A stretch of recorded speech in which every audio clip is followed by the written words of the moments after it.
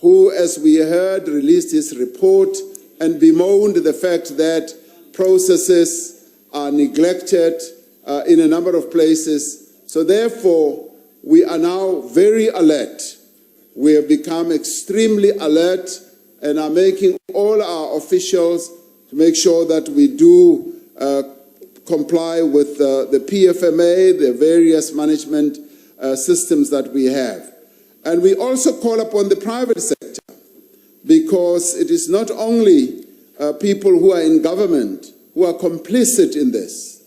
It is how the private sector actors try to capture the state at various levels. Quite often it is people who are in the private sector who set up these various systems to try and defraud money from the public sector. So we become very aware of all those, and we are going to make sure that we stop them. It will take time, but we are going to work on an ongoing basis that we clean up government, that money that has been budgeted finally does go to work for the purpose it was allocated. Thank you very much. The Honorable Shivambu. Thank you very much, Honorable Speaker.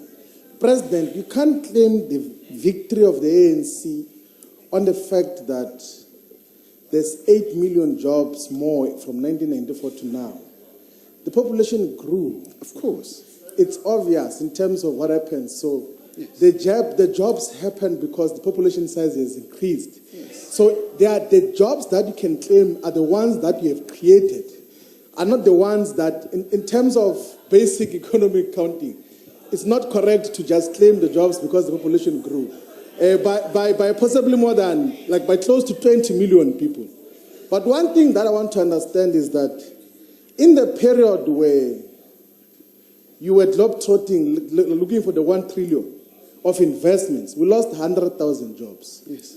What is the philosophical underpinning of your economic solutions, permanent solutions to South Africa? Do you somehow believe that you are going to look for money from outside to come into the continent, and then that will become a panacea for all our developmental challenges? Because it has never happened anywhere where you go and get foreign direct investments, whatever quantity of that FDI is, you will not be able to deal with the job challenge unless if there's an inward-looking, proper industrialization program that happened in South Korea and Japan and the areas that are called Southeast Asia. Thank you very much.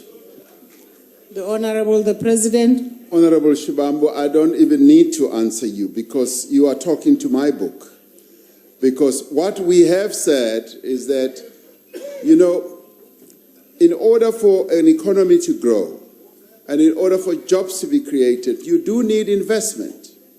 But we have taken care to say that we are focusing on local corporates investing in our economy. And this goes without saying that if you really want to drive economic growth, you must make sure that the companies within your own country demonstrate confidence in their own economy and invest here. Now, we've got a number of companies in our country that have already demonstrated that they've got clear plans of investing in our economy in the next 5 years. And they are the companies who are also going to come to our investment conference. And it is all based on industrialization of our economy, boosting manufacturing, making sure that we inject more life and activity in our agricultural sector. Our energy sector has a lot to contribute in this regard, but so does our biodiversity economic setup also contribute. Tourism is a great creator of jobs. So we've got a multiplicity of sectors in our economy that can create jobs. And we want to make sure that we crowd in the private sector in our country first, to invest in our country. And thereafter, the bonus, of course, is when you get foreign direct investment. The reason the United States is booming right now is booming because local companies are investing. They are reviving quite a number of companies there, but they are also getting quite a lot of foreign direct investment. Now, we can look at foreign direct investment with suspicion, but we are not looking only at foreign direct investment. In fact, we're looking mainly at local investments. And that is why, just as of yesterday, where we received a number of business leaders in our country who came to say, we want to invest in our country, and there are quite a number of things that we've got to work with you, Mr. President, to put right. The regulatory environment and this and that. And if we can get all that right, the money that is currently on the balance sheets of our companies in the banks can be unlocked and can create jobs. So what do we want to do? Yes, we want to industrialize. Honorable Shibambu, we know how our country started deindustrializing over a number of years. Now, this government wants to reboot the industrialization process in our country. We want to make sure that manufacturing functions, and we want at the same time to promote black industrialists. We want to promote small and medium enterprises. In other countries, small and medium enterprises account for up to 70 or 80%, particularly in countries like Germany. 80% of employment is carried by small and medium enterprises. That's precisely what we also want to focus on. So we are at work. Our economic focus is to make sure that we reboot the various subsectors of our economy and make sure that there is investment, and then jobs will then start flowing. I agree with you, yes, the population of our country has grown, but we cannot run away from the fact that we were a much smaller economy in 1994, and our economy has grown, and it has grown under the management of this governing party called the African National Congress.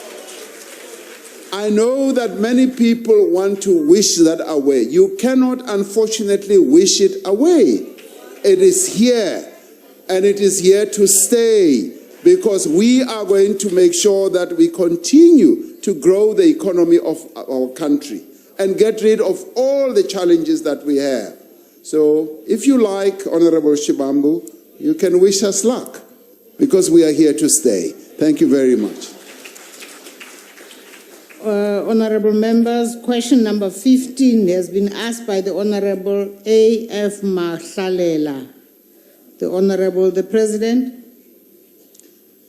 Honorable Speaker and honorable members, the BRICS partnership, and we held a BRICS summit just a few weeks ago, offers South Africa significant opportunities to expand as well as to diversify our trade, to attract investment and to develop our own economic infrastructure.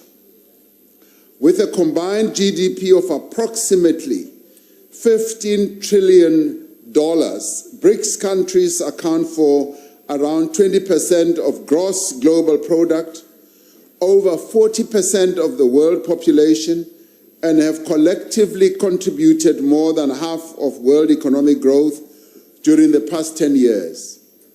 Trade between South Africa and the BRICS partners has grown from $28 billion to $35 billion over the last decade. Combined, the BRICS countries account for 15% of South Africa's export and 25% rather of South Africa's imports. Against the backdrop of unilateral measures taken by some developed countries to protect their domestic industries, BRICS countries are forging ahead with initiatives to expand intra-BRICS trade and investment.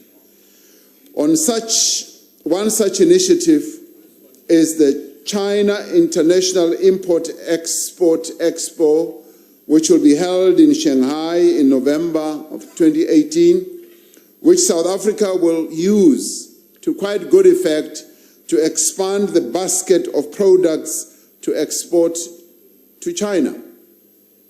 The BRICS countries have reaffirmed their commitment to work together to shape a multilateral trading system that supports industrialization and economic diversification. The BRICS countries constitute an important global voice in support of a rules-based and transparent, as well as inclusive multilateral system that promotes a predictable trade environment and the centrality of the World Trade Organization. These countries are in agreement that development must remain integral to the WTO's work and that developing countries should secure a share in the growth of world trade that matches their needs as well as their economic development. They support provisions for special and differential treatment, including in agriculture as well. This provides the necessary policy space for developing countries to pursue their development objectives, including industrialization, once again, Honorable Shibambu, to promote their effective integration into the global economy.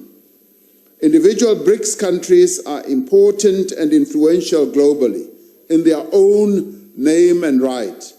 But it is when these countries stand together in the alliance formed through BRICS that we are in a better position to advance fairer global trade agenda. And this is where South Africa is rather fortunate, that we are part of this network of these huge countries, China, India, Brazil, Russia, where we are, yes, the smallest, but we are also an influential bloc in the BRICS makeup of networked countries. And through this, we are able to make contributions that have also an impact on what happens in the world. And in this regard, we're focusing together with these countries on the areas of economic development that matter and count. Industrialization, boosting manufacturing, and ensuring that when we trade amongst ourselves, for starters, but when we do trade with other countries, we trade with them from a position of strength as well. So we are fortunate to be part of this club, and we are also a respected member of this club, because this provides us the necessary policy space to be able to pursue our own developmental objectives, and we are able to have our voice heard. And in this regard, South Africa has become a respected, more respected country because of the company that we keep. The BRICS network gives us that weight of influence and that weight of being able to speak. And when we do speak, we are respected and we are listened to. Thank you very much. The Honorable Mahlalela.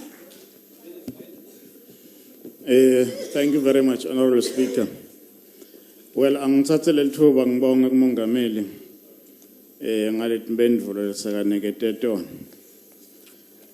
Honorable President, BRICS seeks to project stability and predictability in a rules-based which is fundamental, and in contrast to the recent US policies vis-a-vis your global rules and norms. To what extent is or will South Africa's membership of BRICS,